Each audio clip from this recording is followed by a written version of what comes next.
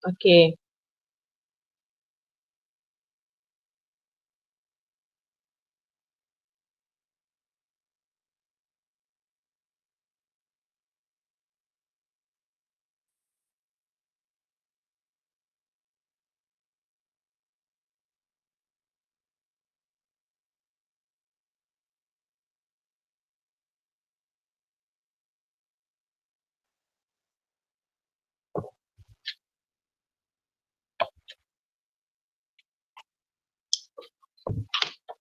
Okey, Alia Bat nampak tak slide cikgu?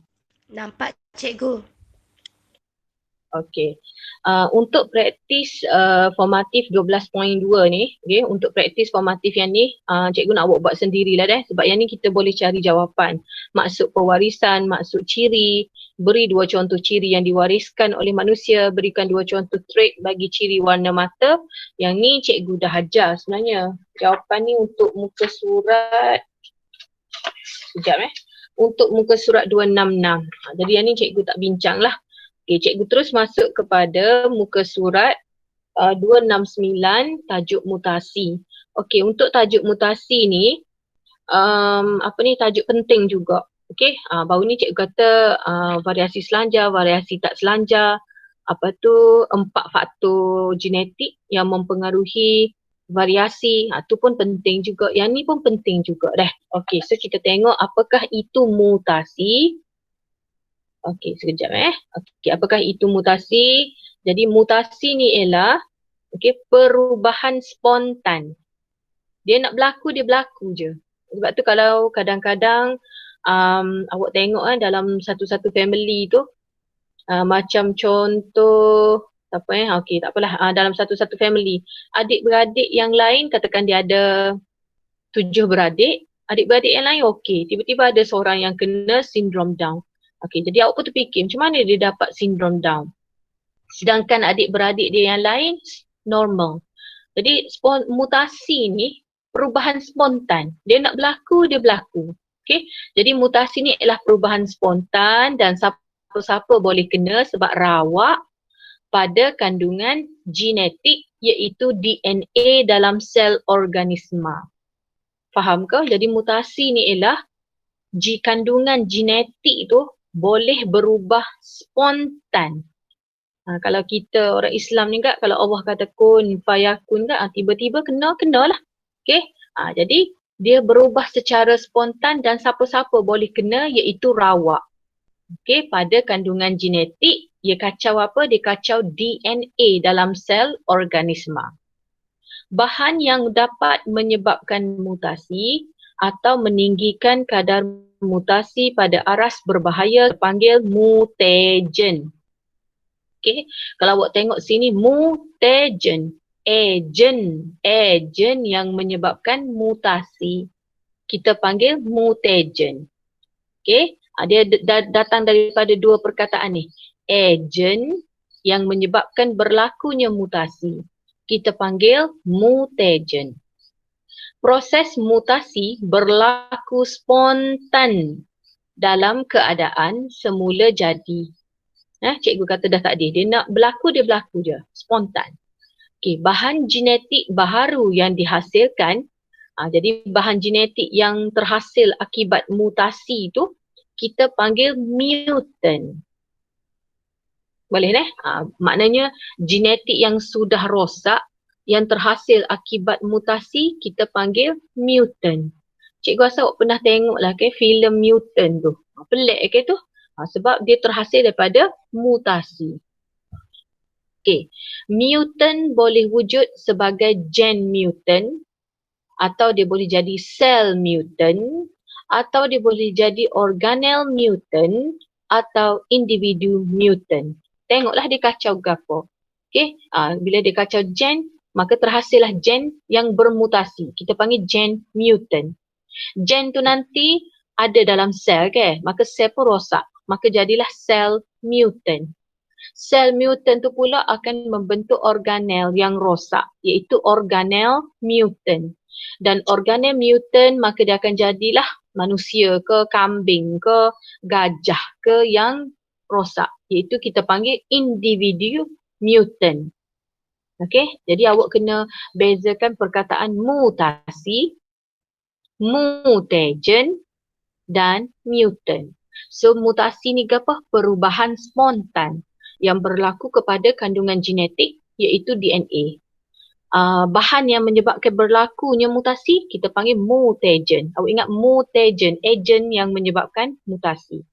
Maka bila dah berlaku mutasi, terhasillah yang rosak-rosak tu. Okay, so kita panggil mutant. Cell mutant, gen mutant, organisma mutant, individu mutant, organel mutant. Boleh nah? Okay. Jenis mutagen. Mutagen terbahagi kepada 3 ejen. Ada 3 ejen yang menyebabkan mutasi iaitu ejen fizikal. Yang ni masuk exam dah. Trial tahun lepas masuk exam. Dia tanya apakah jenis-jenis ejen. Nyatakan. So kita ada 3 jenis ejen yang menyebabkan mutasi iaitu ejen fizikal, iaitu sinar ultraungu. So awak tak bolehlah terdedah kepada cahaya matahari berlebihan.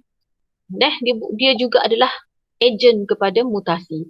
So sinar ultraungu dari matahari, sinar pengayonan seperti sinar X, sinar alfa dan sinar beta. Ni ialah orang kata apa, sinar-sinar lah yang awak belajar dalam fizik tu.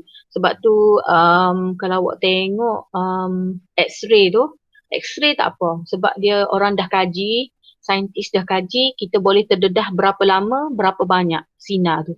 Tapi kalau terlebih-lebih daripada tu, ia adalah ejen fizikal yang menyebabkan mutasi.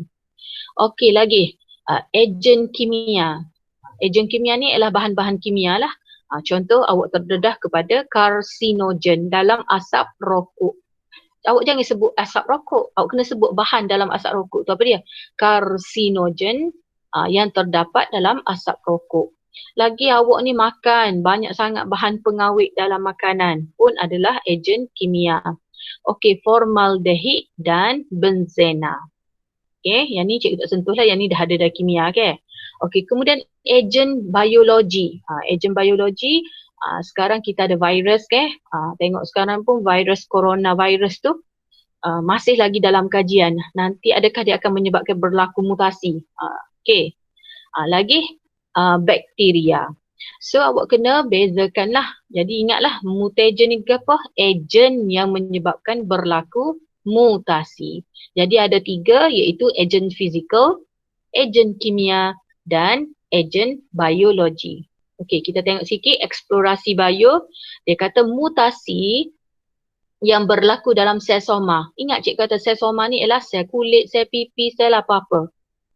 Dia tak berkaitan dengan pembiakan. Okey, jadi mutasi tu kalau berlaku dalam sel soma, contoh sel pipi ke sel kulit ke sel sumsum tulang ke, kalau berlaku dalam sel sumsum tulang, dia tak akan diwariskan. Ingat tak kalau dia berlaku dalam sel soma, maknanya mutasi itu berlaku kepada diri awak sahaja. Awak tak akan wariskan kepada generasi awak. Okay, jadi kalau mutasi itu berlaku dalam sumsum tulang ni tempat penghasilan, kilang ke? Kilang untuk hasilkan darah, sel darah merah, sel darah putih apa ke? Jadi bila berlaku dalam sumsum tulang, maka berlakulah kanser darah. Okey, maka berlakulah kanser darah. Okey, jelas Jadi mutasi ni dia kena tengok dia berlaku di mana. Okey. Now kita nak belajar jenis mutasi pula. Tadi awak belajar jenis mutagen. Okey, sekarang kita nak pergi kepada jenis mutasi. Okey, mutasi ni pula ada 2 jenis iaitu mutasi gen dan mutasi kromosom. Kalau cikgu sebut mutasi gen, maknanya dia kacau bahan genetik awak. Dia kacau bahan genetik dan bahan genetik ni duduk mana? Duduk dalam kromosom. Dia kacau genetik, bahan genetik tu. Okey, so kita baca dulu. Mutasi gen berlaku apabila terdapat perubahan dalam urutan base nukleotida dalam sesuatu gen. Yang ni sebenarnya tajuk tingkatan 4. Awak dah belajar dah. Awak ingat tak? Dia ada struktur nukleotida ke? Ni struktur nukleotida bulat, bentuk apa ni? Gula pentosa tu. Okey, kemudian ada base bernitrogen. Hak belakang ni ialah base bernitrogen. Okey, kemudian dia sambung soal lagi. Dia sambung sebab dia jadi dua bentuk helix kan. Okey, so dia sambung macam ni. Jadi kalau awak tengok ni, base bernitrogen ni dia sambung dengan base bernitrogen. Ni maksud cikgu ni base bernitrogen. Sambung dengan base bernitrogen. Dan awak ingat tak awak dah belajar base bernitrogen ni ada 4 jenis. Ni, base bernitrogen ni ada 4 jenis iaitu gua, ada, si, ti. Apa dia? Guanina, adenina, sitosina, timina. Dia ada 4 jenis ni hak belakang ni. Ni sebab tahu nampak ada T. T timina, A adenina, G guanina, C sitosina. So dia ada 4 jenis. Guanina, adenina, sitosina, timina. Okey, jadi base bernitrogen ni pula yang belakang ni, dia nak sambung, dia ada sifar dia. Dia ada formula dia. Kalau G dengan C, G dengan C ya. C dengan G, G dengan C. Sebab tu kalau tengok C dengan G, C dengan G, ataupun G dengan C, dia hanya boleh duduk dua tu je. Okey. Kalau T dengan A dengan T dengan A. Cuba tengok, T dia boleh bergabung, dia boleh bersambung dengan A saja ataupun A dengan T sahaja. A, T, T, A. Mana-manalah. Jadi maknanya G dengan C, T dengan A. Tu kalau yang normal. Dah. Okey. Tapi cuba awak tengok ni. Okey, yang lain ni normal. Ni normal dah. Tiba-tiba cuba awak tengok sekejap cikgu cari yang rosak. Mana Oh, ni. Berlaku mutasi titik. Berlaku mutasi titik. Sekejap apa gambar dia ni? Sekejap cikgu tengok. Okey, sorry. Ni nampak tak? Sepatutnya C, tengok. C dengan G. Yang rosaknya di sini. C dengan G. Okey, C dengan G. Cik kata dah tak di C dengan G, G dengan C. Tiba-tiba berlakulah mutasi. Dia kacau. Benda ni tak ada. Tengok. Dah jadi T dengan A. So berlaku mutasi. Ni hilang terus ni. Okey. Jadi bila hilang terus berlaku mutasi. So kita tengok. Dia kata mutasi gen berlaku apabila terdapat perubahan dalam urutan base nukleotida. Mutasi gen ialah berlaku perubahan dalam urutan base ni. Sepatut C dengan G yang ni. C dengan G. Tiba-tiba berlaku mutasi, tengok. Dah jadi T dengan A. Faham ke? Dia ubah benda tu. Tak ada. Okay, jadi perubahan apa-apa sahaja asalkan berlaku dalam gen, maka kita panggil mutasi gen. Jadi mutasi gen juga dikenali sebagai mutasi titik. Ingat mutasi gen juga dikenali sebagai mutasi titik. Di mana dia berlaku tu, situ berlaku, kita panggil mutasi titik. Jadi, perubahan ini mengubah kod genetik yang digunakan bagi sintesis asid amino. Bila dia dah ubah, maka berubahlah kod dah. Berubah dah kod genetik. Dan bila berubah kod genetik, maka protein yang dihasilkan juga rosaklah. Awak faham ke dia macam ni? Dia sebenarnya ni, semua ni, kod-kod ni, AT, TA, ATCG apa semua ni, kod-kod ni, base bernitrogen ni, sebenarnya dia akan menghasilkan kod. Kod. Jadi daripada kod tu, dia akan menghasilkan protein. Maknanya kalau protein jenis A dihasilkan adalah berdasarkan kod jenis A. Tak faham ke macam ni lah. Kalau katakan kilang tu kilang buat kasut, maka terhasillah kasut. Tapi kalau awak salah kod, maka kilang kasut dia akan menghasilkan biskut. Dia jadi benda lain dah. Dia jadi protein lain. Jadi, dia kata perubahan ini mengubah kod genetik. Bila dah berubah kod genetik, maka asid amino protein yang dihasilkan pun berdasarkan benda yang rosak tu lah. Jadi dia kata akibatnya struktur protein yang dihasilkan berubah.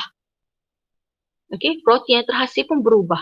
Dan protein baharu yang disintesis tidak dapat berfungsi. Awak bayangkanlah ni, awak ada kilang kasut. awak nak keluarkan kasut, tiba-tiba awak tersalah kod. Awak tersalah tekan dekat mesin ke apa, awak salah masuk kod. Awak fikir gitu, awak salah masuk kod, tiba-tiba sepatut keluarkan kasut, tiba-tiba tubik biskut. So awak ni kilai kasut. Awak nak jual tak boleh. Okay, sebab awak kata awak ni kilai kasut. Awak keluar biskut. So awak nampak tak sekarang ni awak buat ni, jadi bila berlaku mutasi, dia dah kacau di sini, maka akan ubah kod genetik. Bila berlaku perubahan kod genetik, maka protein yang terhasil pun lain, dan protein yang terhasil itu lain, yang cacat tidak boleh digunakan. Dia tidak akan berfungsi. Jelaskah? Protein yang terhasil, asid amino yang terhasil itu tidak dapat berfungsi sebab kita bukan nak hak tu. Okay. Jadi mutasi gen ni berlaku akibat ada 3 cara dia berlaku. Sama ada dia penggantian base, pelenyapan base dan sisipan base. Okey, apa dia pula cikgu? Okey, cuba kita tengok dah gambar. Dia boleh berlaku dengan 3 cara. Awak nampak tak ni? Okey, cuba tengok. Sepatutnya T dengan A. Tiba-tiba dia ganti base.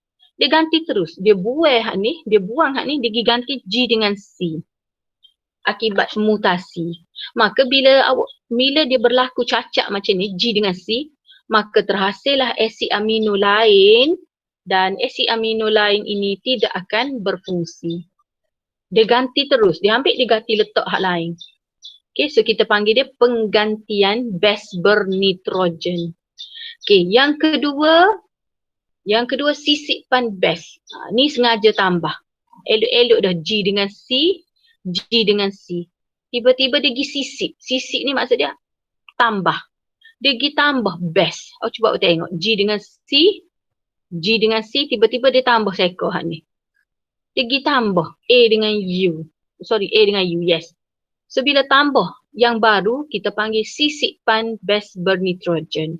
Maka bila berlaku perubahan, asid amino baru yang terhasil tidak akan berfungsi. Cacat dah lah. Boleh? Okey. Yang ketiga, pelenyapan base. Lenyap ni maksud dia hilang terus. Cuba tengok G dengan C. Tiba-tiba tak ada dah. Okey. Dia kata base ke apa ni? Base berubah dah lah. Apa? Kalau kita kira ni pun dia dah tak cukup dah ni. Dia buang terus. Lenyap, tak tahu pergi mana. So kita panggil dia pelenyapan base bernitrogen. Jadi kalau soalan tanya bagaimana mutasi gen ni boleh berlaku, awak ingatlah hilang, lenyap, pelenyapan base bernitrogen, ataupun dia tukar terus penggantian base bernitrogen, ataupun dia tambah. Okey, kalau cikgu suka guna gini. Lenyap kosong. Okey, sisipan tambah. Okey, sisipan dia tambah. Yang ni dia ganti terus. Cikgu buat simbol gitu. Ganti terus. Ambil ni, buang hak tu, masuk ni. So ganti, tambah, lenyap, kosong. Ada 3 cara bagaimana mutasi gen ni boleh berlaku.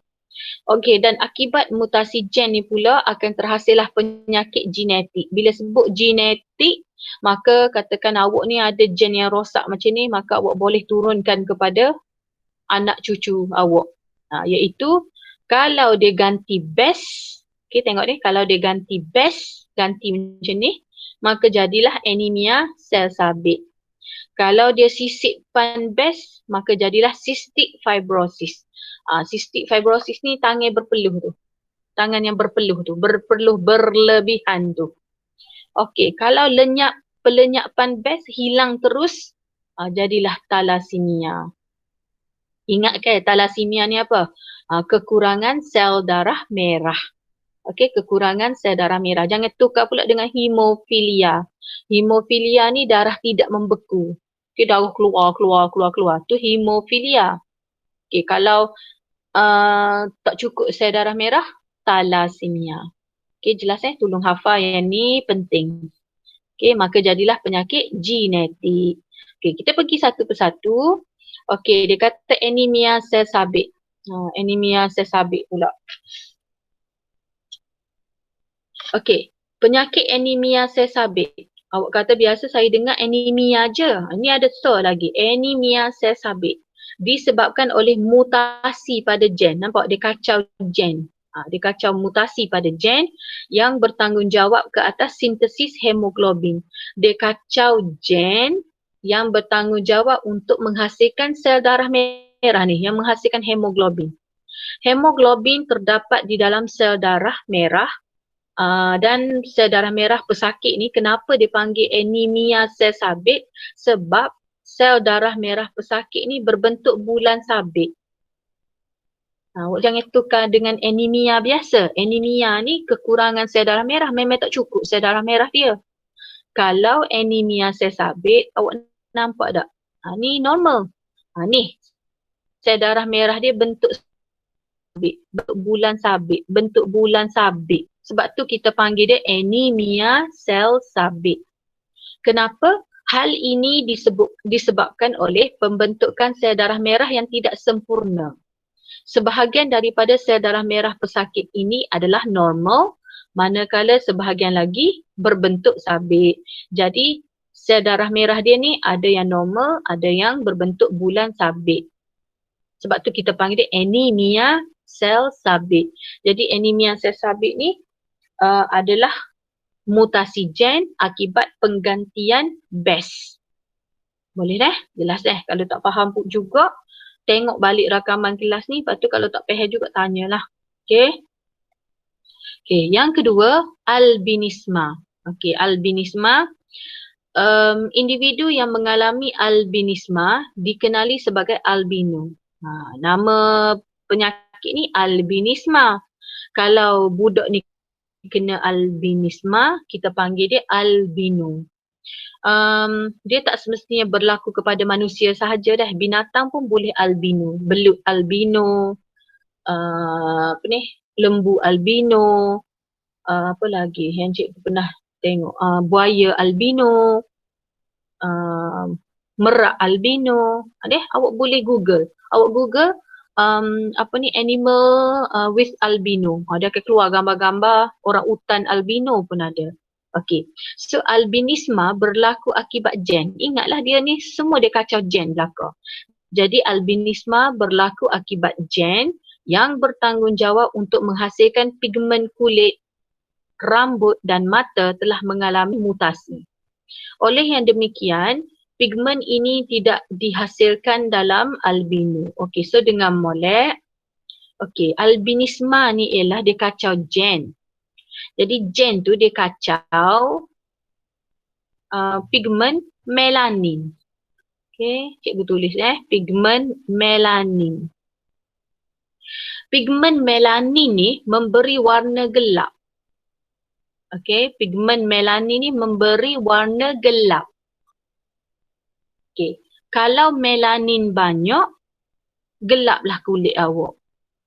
Kalau melanin sikit, cerahlah kulit awak.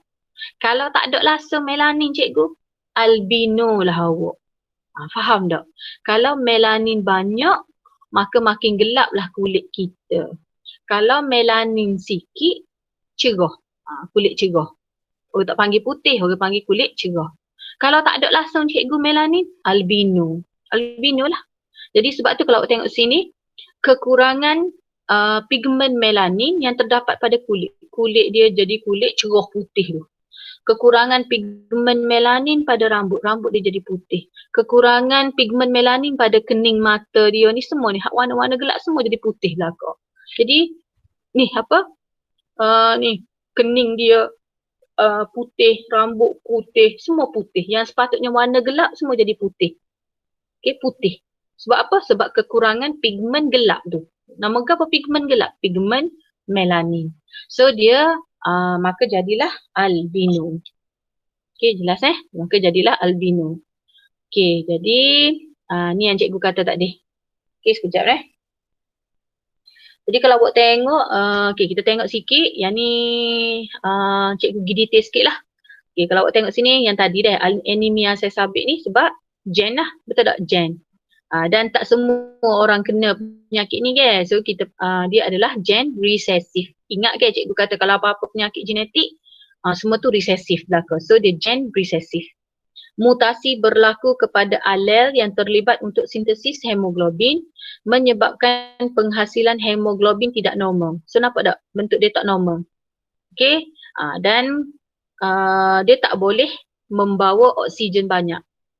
Kalau yang normal ni dia boleh bawa oksigen banyak. Sebab dalam ni ada hemoglobin ke, awak belajar dah masa form 4, pigmen hemoglobin ni bergabung dengan oksigen. Jadi oksihemoglobin. Tapi bila dia berbentuk bulan sabit macam ni, maka sedikit hemoglobin, sedikitlah dia boleh bawa oksigen. Jadi sel darah merah berbentuk bulan sabit tidak cekap mengangkut oksigen. Sebab apa cikgu tak cekap? Iyalah sikit ni. Tinggal sikit dah hemoglobin. Jadi dia tak cekap mengangkut oksigen. Dan kalau dia bawa banyak-banyak-banyak, sel sabit mudah pecah kerana bersifat rapuh. Faham ke? Sebab dia sikit, bila dia bawa banyak-banyak oksigen, dia mudah pecah. Dan bila pecah, awak nampak tak? Bila dia pecah, dia sumbat pula dalam salur darah awak. Yang ni yang orang normal dah. Kalau dia pecah, dia sumbat pula dalam salur darah awak. Okey, dan biasanya orang yang anemia sel sabit ni dia mudah letih. Kenapa letih? Sebab tak cukup oksigen. Dia mudah letih lah. Lepas tu dia tak cukup hemoglobin, jadi dia akan kelihatan pucat. Dan sebab dia tak cukup oksigen untuk membakar glukosa, maka dia akan jadi letih, lemah. Okey, jelas ni? Okey, ni albino yang cikgu kata tadi. Nampak? Ni kangaroo. Kangaroo. Habis warna-warna gelap tu semua jadi putih. Nampak? Ni kening dia cerah, rambut dia cerah pula dah. Putih, rambut putih, kening putih. Ni kita panggil albinisma. Kenapa? Alel resesif juga. Sebab tak semua orang kena dah. So alel resesif pada autosom. Individu yang mengalaminya kita panggil albino. Maka dia akan ada rambut putih.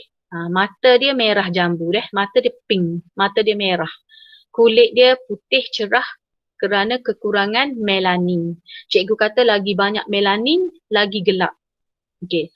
Kerana ketiadaan enzim untuk menghasilkan pigmen kulit melanin. Dan orang albino ni dia sangat peka terhadap cahaya matahari sebab dia tak ada pigmen melanin. Maka dia tak boleh berada di tempat panas lah. Jadi penglihatan dia tidak baik, kulit dia mudah rosak. Jadi pernah keluar soalan SPM, dia tanya kalau orang albino ni macam mana dia nak keluar. So dia kena pakai baju lengan panjang, dia kena pakai kacamata gelap, dia kena sentiasa berada di tempat teduh. Sebab apa ni? Sebab ni sangat peka terhadap cahaya matahari, penglihatan dia tak baik. Okay? Jelas deh. Okay, dan seterusnya, yang tu tak ada dalam buku. Tak apalah, cikgu sentuh sikit lah ni. Ni saja je nak beritahu. Satu lagi ialah polydactylisma. Polydactylisma ni pun adalah sejenis mutasi gen juga. Apa dia polydactylisma? Itik. Itik. So ingat macam tu. Polydactylisma. Iaitu individu yang mempunyai satu jari tambahan. Kita ada 5 jari, dia ada 7, dia ada 6. Okey, akibat mutasi gen sama ada berlaku pada tangan atau kaki. Dan dia kacau kromosom nombor 7. Kita kan ada 23. Betul tak cik? Kita susun itu 1, 2, 3 sampai 23. So dia kacau untuk polydactylisma ni nombor 7. Okey, jelas Okey, sekarang kita masuk mutasi kromosom. Okey. Mutasi kromosom ni dia kacau kromosom. Dia tak kacau guanina, adenina tak. Dia kacau kromosom. So mutasi kromosom melibatkan perubahan dalam struktur kromosom atau perubahan dalam bilangan kromosom. Dia kacau mana-mana. Dia kacau struktur dalam kromosom tu atau dia kacau bilangan. So hati-hatilah, dia kacau struktur dan dia kacau bilangan. Mana-mana. Jadi kita panggil dia mutasi kromosom. Jadi bila mutasi kromosom berlaku, maka berlakulah perubahan ciri-ciri pada organisma. Okey, perubahan dalam struktur kromosom melibatkan perubahan dalam susunan gen pada suatu kromosom. Perubahan struktur kromosom menyebabkan keabnormalan pada kromosom tersebut. Dia kacau, katakan contoh dia kacau segmen. segmen bahagian dalam kromosom tu. Dia kacau jadi, tengok daripada A dia dah jadi L. Okay, jadi maka terhasillah kromosom yang cacat. Kita panggil dia tak normal, abnormal. Keadaan keabnormalan ini disebut aberasi kromosom. Dia ada perkataan dia, istilah dia. Jadi kromosom yang cacat tu kita panggil aberasi kromosom. Apa dia boleh jadi cacat tu cikgu? Okey, dia ada 4 cara, iaitu pelenyapan hilang, penggandaan, kromosom jadi makin banyak, penyonsangan, sonsang dan translokasi. Nanti cikgu terangkan. Okay, kemudian kita tengok eksplorasi bio, dia kata risiko bayi dalam kandungan mengalami mutasi kromosom meningkat apabila umur ibu meningkat. Pernah dengar tak benda ni? Kalau kita umur lanjut, macam contoh 40 tahun, kita tidak digalakkan mengandung dah. Boleh nak mengandung tapi tak digalakkan mengandung. Sebab apa? Sebab risiko nak dapat berlakunya mutasi kromosom tu meningkat. Sebab tu kalau kita dengar dia kata kalau umur 40 ke atas tu risiko, dia kata risiko, dia tak kata semestinya risiko untuk dapat anak autism, risiko untuk dapat anak sindrom Down tu meningkat. Okey, sebab inilah mutasi kromosom. Okey, kita tengok macam mana dia boleh berlaku dah. Okey, kita tengok. Pelenyapan. Lenyap ni maksud dia kosong, hilang. Okay, dia kata salah satu hujung atau segmen di dalam kromosom putus dan hilang. Cuba awak tengok deh. Ni A, B, C, D, E, F. Duduk dalam kromosom. Tiba-tiba B tak ada. Tengok, B hilang. Hilang tak ada B. So terhasillah A, C, D, E, F. Tak ada dah lah. Hilang dah lah. Maka kita jadilah kromosom mutant. Jelas ke? Dia kacau segmen dalam kromosom tu. Okey. Kemudian penggandaan. Penggandaan ni mengganda, dia jadi kohor banyak. Cikgu panggil dia tambah. Okey, cikgu panggil dia tambah, kohor banyak. Okey, cuba tengok. A, B, C, D, E, F. Dia pergi tambah B. So jadilah A, B, B, C, D, E, F. Rosak dah. Maka jadilah kromosom mutant. Okey. Okey, kemudian penyonsangan, dia sonsang. Segmen kromosom terputus bertukar 180 darjah dan disambung semula. Sonsang. Maknanya atas pergi duduk bawah, bawah pergi duduk di atas. So dia jadi macam ni. Nampak FED, CBA. Dia pun sonsang. Dia tukar ni pergi duduk sini. So jadilah A, E, dia tukar macam ni. Dia tukar. Dia ambil hak bawah A. Okey, dia ambil hak bawah A ni. A, dia pergi duduk di atas. Ke cik kata tadi A pergi duduk di atas pergi duduk di bawah. So jadilah A, E, D. Dia kacau hak ni. Dan dia kacau hak ni. So jadilah C, B, F. Sonsang dah lah. Atas duduk bawah, bawah duduk atas. So jadilah kromosom mutant. Okey, yang keempat, translokasi. Translokasi ni cikgu suka panggil dia tukar tempat duduk. Translokasi ni tukar tempat duduk. Apa dia? Sebahagian daripada kromosom putus dan bersambung dengan kromosom bukan homolog lain. Dia tukar tempat duduk. Cuba awak tengok deh. A, B, C, D, E, F, G, H, I, J, K, L. Awak nampak tak? D, E, F ni dia pergi tukar tempat duduk sini. Okey. J, K, L pergi duduk di sini. So jadilah macam ni. A, B, C. Okay, dia pun tukar. J, K, L. G, H, I, dia tukar dengan D, E, F tadi. D, E, F. So kita panggil translokasi. Okay, cikgu ada cara dia. Lenyap, kosong. Okay, kosong. Lenyap, kosong. Awak ingat, pelajar cikgu biasa dia guna bahasa isyarat ni lah. Kalau pelenyapan kosong. Penggandaan, 2. Okay, dia jadi kohor 2. Banyak. Penyonsangan. Okay, so sekejap ni. Lenyap kosong, penggandaan 2, penyonsangan macam ni. Simbol cikgu, sonsang. Atas pergi duduk bawah, bawah pergi duduk atas. Sonsang, translokasi cikgu buat macam ni simbol dia. Dia tukar tempat duduk. Nampak? Lenyap kosong, penggandaan 2, penyonsangan awak tukar macam ni, sonsang. Okay, translokasi buat macam ni. Maknanya tukar tempat duduk. Okay, so ada 4 cara bagaimana mutasi kromosom berlaku. Okay dah. Okay, seterusnya. Dalam perubahan bilangan kromosom, organisma diploid kehilangan satu atau lebih kromosom. Tadi struktur dalam kromosom dia kacau. Dia kacau struktur dalam kromosom tu. A, B, C, D, E, F. Tu kita panggil struktur dalam. Kemudian yang kedua, ingat tak tidak? Dia kata dia kacau bilangan juga. Kalau dia tak kacau struktur, dia kacau bilangan. Jadi ingat tak cikgu ada ajar mutasi ni dia boleh hilang satu atau lebih satu. Tu je. Hilang satu, lebih satu je. Okay, jadi organisma diploid akan kehilangan satu atau bertambah satu kromosom. Atau memperoleh satu atau lebih kromosom tambahan. Keadaan ni berlaku buat apa? Ni je sifir dia. Ni je formula dia. Buat apa dia boleh jadi lebih satu dengan lebih satu kurang satu. Sebab kromosom homolog gagal berpisah semasa anafasa 1 meiosis. Ataupun kalau awak guna anafasa 2, awak kena guna kromatik kembar gagal berpisah semasa anafasa 2 meiosis. Sebab apa cikgu dia gagal berpisah? Sebab tak ada gentian gelendung yang normal gagal terbentuk semasa meiosis. Dan kita panggil fenomena ini tak disjungsi. Maka kesan akibat dia terhasillah bilangan kromosom tidak normal, iaitu gamet mungkin hilang satu atau lebih satu kromosom.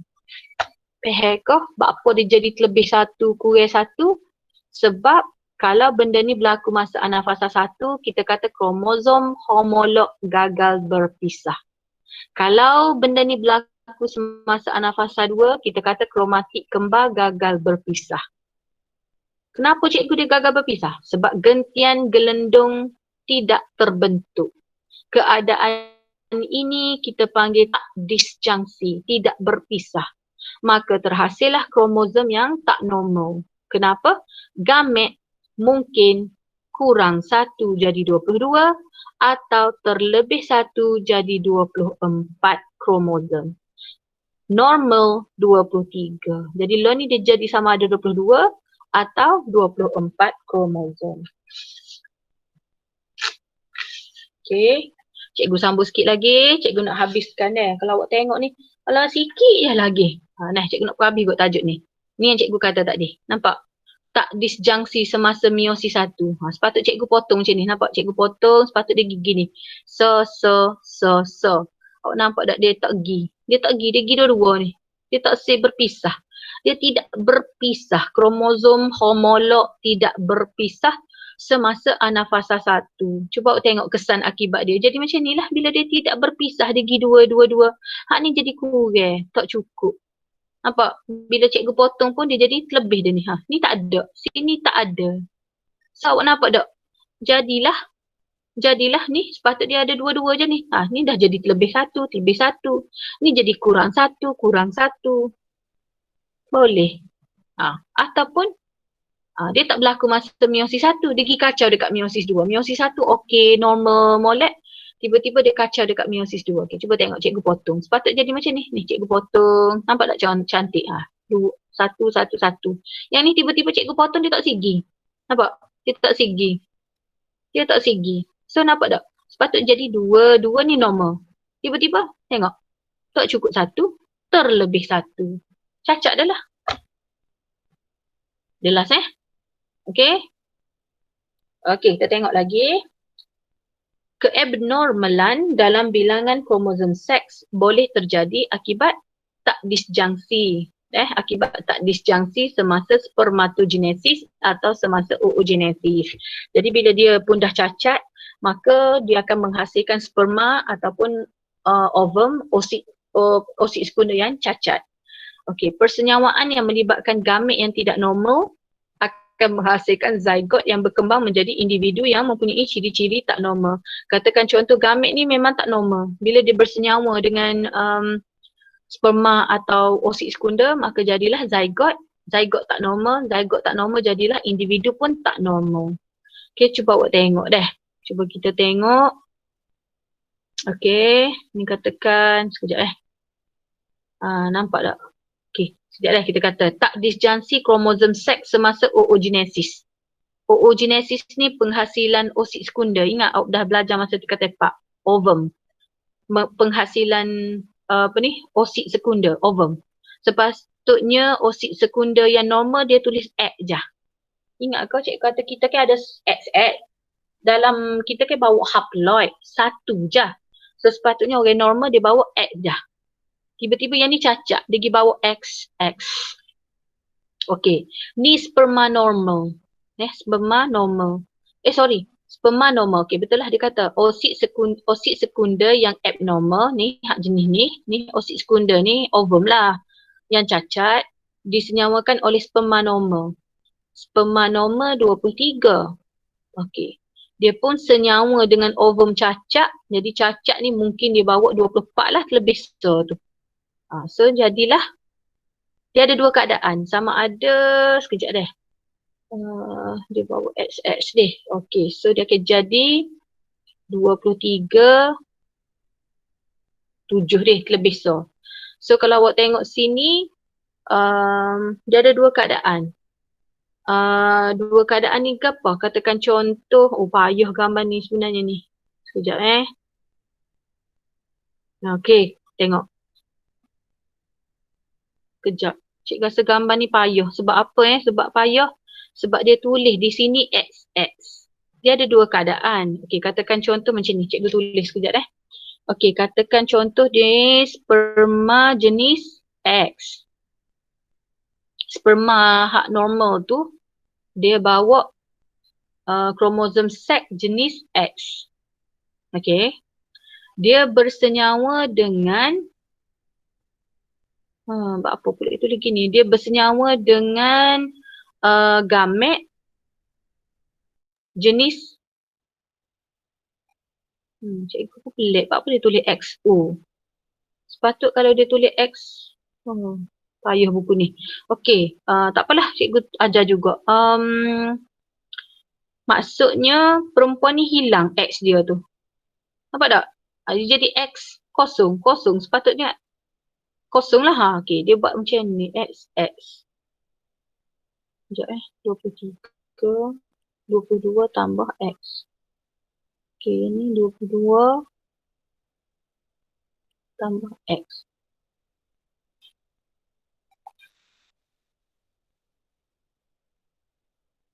Salah gambar dia ni sebenarnya ni. Patutnya kromosom tak ada ni. Ni dalam ni tak ada. Barulah dia akan jadi 22 tambah X tambah kosong lah. Tak ada apa-apa. Barulah jadi perempuan sindrom Turner. Okey, tak apa. Nanti yang ni cikgu beki nanti. Okey, lepas tu sperma jenis Y. Memang dia bawa jenis Y.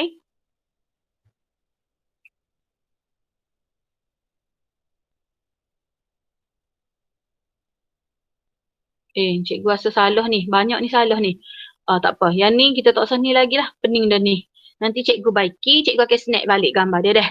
Okey, gambar ni cikgu try rujuk. Sebab kadang-kadang buku teks ni, lepas dia siap, baru dia ada kesilapan. Dan kalau awak nak tahu dia ada silap ke tak, awak boleh scan ni. Awak scan kulit buku ni, scan barcode ni. Kadang-kadang kesilapan buku teks tu dia akan update dari semasa ke semasa. Nanti cikgu check balik dah. So kita tak bincang lagi yang ni dah. Nanti cikgu tengok, cikgu check nanti. Okey, kemudian kita pergi yang ni. Okay, kita ciri-ciri penyakit mutasi kromosom. Sebenarnya kita dah belajar, cuma dia nak bagi ciri-ciri lah. Okay, cuba kita tengok sindrom Down. Sindrom Down ni ingat satu-satunya penyakit yang dia ada 3. Dia ada 3 kromosom dekat nombor 21. Sebab tu dia kata sindrom Down ni mempunyai 3 kromosom dekat nombor 21. Dia tak pergi tempat lain, dia pergi nombor 21 je. Okey, so dia akan jadi terlebih 1 sebab yang lain semua 2222 terlebih 1 dekat nombor 21, maka bilangan kromosom dia 47.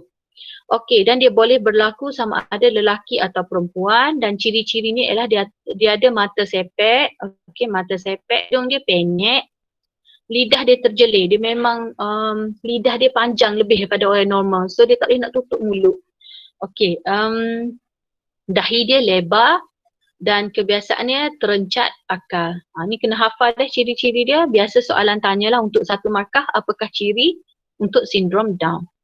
Okey, sindrom Cri-du-Chat. Sindrom Cri-du-Chat. Yang ni cikgu belajar masa universiti tahun 1. Nak ayaknya awak lah ni belajar dah di form 5. Cikgu belajar tahun 1 baru ni. Sindrom Cri-du-Chat. Berlakunya perubahan dalam struktur kromosom disebabkan pelenyapan hampir keseluruhan kromosom nombor 5. Kromosom duduk nombor 5 ni tak ada teguh. Hilang. Okey, pada lengan pendek kromosom berkenaan. Maksudnya hilang terus kromosom nombor 5.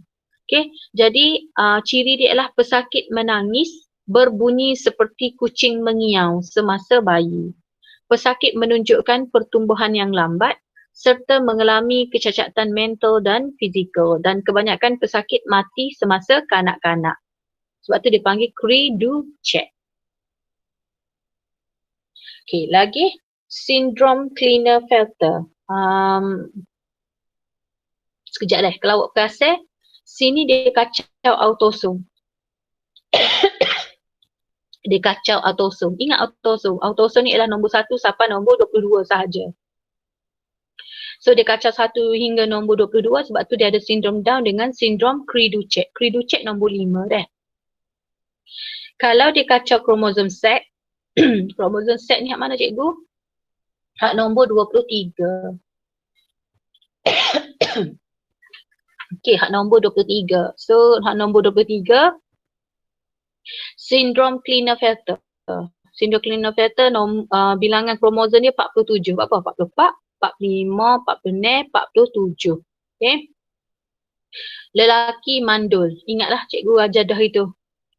Apa dia Klinefelter ni? Lelaki tapi dia ada buah dada dan hak organ betina. Dia ada organ pembiakan seks orang perempuan. So dia ni mandul. Kalau dia tak ada yang perempuan tu pun dia ada testis kecil. Okay. Testis dia kecil, gagal menghasilkan sperma, mempunyai suara dan buah dada seperti wanita dan mempunyai kaki dan tangan yang panjang. Lelaki mandul. Kalau dia tak ada yang perempuan, dia ada testis dia tu tapi testis dia kecil, gagal menghasilkan sperma, mempunyai suara dan buah dada seperti wanita dan dia ada kaki dan tangan yang lebih panjang daripada orang normal. So kita panggil sindrom Klinefelter, bilangan kromosom Z dia 47. Cara nak tulis kena hafal. Kena hafal 44 capur XXY. Okey, sindrom Jacob. Sindrom Jacob ni pun 47 juga. Tapi cara nak tulis dia tengok 44 XYY. XYY. Iaitu lelaki yang mempunyai ketinggian lebih daripada lelaki normal, mempunyai masalah jerawat teruk di muka, lambat bertutur dan mempunyai masalah pembelajaran. Mempunyai masalah otot yang lemah, hypotonia. Dan cikgu ada baca mana biasanya yang ada sindrom Jacob ni kebanyakannya adalah pesalah psikopat. Okey, psikopat. Hak bunuh-bunuh tu. Sindrom Jacob. Yang tu cikgu baca. Cikgu ada terbaca dalam apa. Cikgu lupa lah. Okey, kemudian sindrom Turner. Turner ni tina tapi ada ciri lelaki. So dia jadi 45. Dia kurang Ni pun kena hafal. Cara tulis pun kena hafal. Okey, jadi perempuan ni mandul. Kekurangan ciri-ciri seks sekunder perempuan. Buah dada dan ovari dia tidak berkembang. Individu ini mempunyai kulit berlipat. Maknanya dia ada macam halkum dekat leher. Lehernya bertaut. Ingat tak itu sindrom Turner ni? Rendah. Rendah. Dia kerdil. Dan mempunyai IQ yang rendah. Okey. Ni yang cik kata tadi. Sindrom Klinefelter. Nampak? Dia kacau hak nombor 23. Tiba-tiba dia ada terlebih. Kalau besar lagu ni X, X, Y. So cara nak tulis dia 44 tambah XXY. Ni cikgu ajar dah ke? Sindrom Turner. Nampak? Dia kacau dekat nombor 23. So dia ada X saja. X kosong lah ke. Sindrom Turner. Ni sindrom Jacob tadi. Sindrom Jacob. Nampak dia kata tinggi, mempunyai aras testosteron tinggi. Sebab tu dia ada jadi jerawat teruk dan dia ada ciri-ciri psikopas. Okay, ciri-ciri psikopas. Ni, Richard Speck, mass murderer. Dah. Okay. Okay. Kemudian, last dah. Okay, perbezaan antara mutasi sel soma dan sel gamet. Mutasi dapat berlaku sama ada kepada sel soma atau dikacau sel gamet. Maka terhasillah individu yang cacat lah. Itu kita panggil variasi. Menghasilkan variasi dalam populasi. Sebab apa cikgu dia menghasilkan variasi dalam populasi? Sebab bila orang lain normal tiba-tiba dia cacat, kita panggil variasi dia tu. Okey, apakah perbezaan antara mutasi sel soma dengan sel gamet? Okey, kalau dia kacau sel soma, dia hanya melibatkan sel-sel badan. Dia kacau dekat sel kulit, sel mata dan tidak boleh diwariskan kepada keturunan. Penyakit hanya dialami oleh individu tersebut sahaja. Okey, contoh penyakit berkaitan dengan sistem saraf. Maknanya orang tu je kena. Okey, dia tak akan wariskan kepada generasi dia. Jadi mutasi sel soma. Kalau mutasi ni berlaku dalam gamet, melibatkan sel gamet yang menghasilkan sel germa yang menghasilkan sel gamet, iaitu oosit sekunda tu ovum lah ataupun sperma. Jadi bila dia ni ada dalam oosit sekunda atau sperma, maka dia boleh diwariskan daripada induk turun kepada anak-anak. Penyakit akan dialami oleh individu yang mengalami mutasi dan diwariskan pula kepada keturunannya. Jadi contoh-contoh dia ialah semua penyakit yang kita belajar tadi, okey, seperti thalassemia, anemia sel sabit dan sebagainya. Okey, so habis dah ni, tugasan awak ialah yang ni kena buat. Apa kena buat? Tak payah bentang deh, buat laporan je. Buat laporan lagu mana lagi? Kita baca sikit sebab yang ni benda baru. Ada daripada ESA dah. Okey, yang pertama membuat kajian dan membentangkan impak peristiwa kemalangan nuklear dan perang Vietnam terhadap tumbuhan. Dia nak nampak ni kesan dia suruh awak buat ni je macam esei. Tapi cikgu nak berdalam bentuk nombor lah, bentuk ikutlah nak buat peta, bentuk ikan ke apa ke hasakeh, cikgu nak kesan dia. Buat tajuk deh. Dia ada dah sini ni. Dia ada 3 benda awak kena cari. Perang Vietnam, kemalangan nuklear Fukushima, kemalangan nuklear Chernobyl. So dia nak tengok awak buat kesan terhadap tumbuhan, kesan terhadap haiwan, kesan terhadap manusia. Tak payah buat berkumpulan lah, buat secara individu, imbas kod QR di bawah dan cari maklumat tentang tentang penggunaan ejen oren semasa perang Vietnam dan kemalangan nuklear di Fukushima dan Chernobyl. Okay, so dia kata nombor 3, bincangkan tentang impak peristiwa-peristiwa tersebut terhadap tumbuhan, haiwan dan manusia. Tak payah bentangkan, awak buat. Lepas tu, buat dalam ni lah, nota ni. So malam esok, okay, esok kita start PDPR balik. So malam esok tak ada kelas lah. Jadi menggunakan malam esok, Ahad untuk buat benda ni. Okay. Okay, and then siapkan yang ni. Nyatakan perbezaan mutasi gen, mutasi kromosom. Terangkan secara ringkas penyataan di atas. Yang ni cikgu tak payah bincang sebab kita dah belajar tadi. Okay, yang ni nombor 2 ni. Terangkan secara ringkas makanan boleh menjadi punca mutasi. Sebab apa? Sebab tadilah makanan tu ada mutagen, ejen yang menyebabkan mutasi. Ada apa? Ada bahan pengawet. Contoh benzena. Jadi benzena tu kalau kita duk makan, ada pengawet, ada pewarna, lama-lama dia menyebabkan mutasi. Okey, so cikgu rasa macam ni lah. Ahad dengan Isnin tu tak ada kelas dah. Tak ada kelas malam. Sebab cikgu nak awak siapkan ejen-ejen tadi. Perang Vietnam apa semua tu. Dengan praktis formatif sumatif. So kita jumpa malam Selasa dah. Okay, ada nak tanya? Habis dah ni. Habis dah bab 12. InsyaAllah malam Selasa kita masuk bab 11. Lepas tu kita boleh buat drilling tu lah. Okay, ada apa-apa nak tanya? Cikgu. Ya.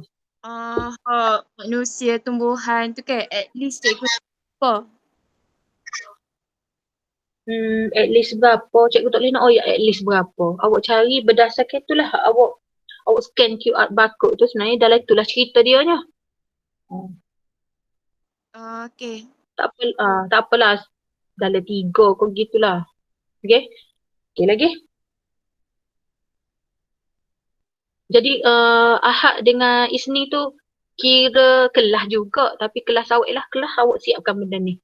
Kalau orang tanya memang ada bio, jawab gitu. Ada bio. Cuma kita tak buat bersemuka Google Meet. Kita buat apa ni awak buat siapkan formatif, sumatif dan aktiviti 12.4. 12.4 tu sebenarnya kena lukis komik sebenarnya kalau tengok dalam DSKP tapi cikgu rasa tak payahlah buang masa. Dia suruh buat komik lah cerita ni. Okey lagi? Ada apa-apa lagi nak tanya? Jadinya kena buat melalui peta minda lah cikgu. Betul minda tapi kena ada tak say lah ringkah dia macam itu tak say. Bukan peta writing ni dah. Buat macam ayat. Tapi dalam bentuk macam mana? Ikut awak bebas. Semua tu masuk dalam file nota. Okay lagi? Okay, kalau tak ada apa-apa, kita jumpa malam Selasa. Kita masuk bab last lah. Bab 13. Okay, Assalamualaikum. Waalaikumsalam. Terima kasih cikgu. Okay. Terima kasih cikgu. Mhm.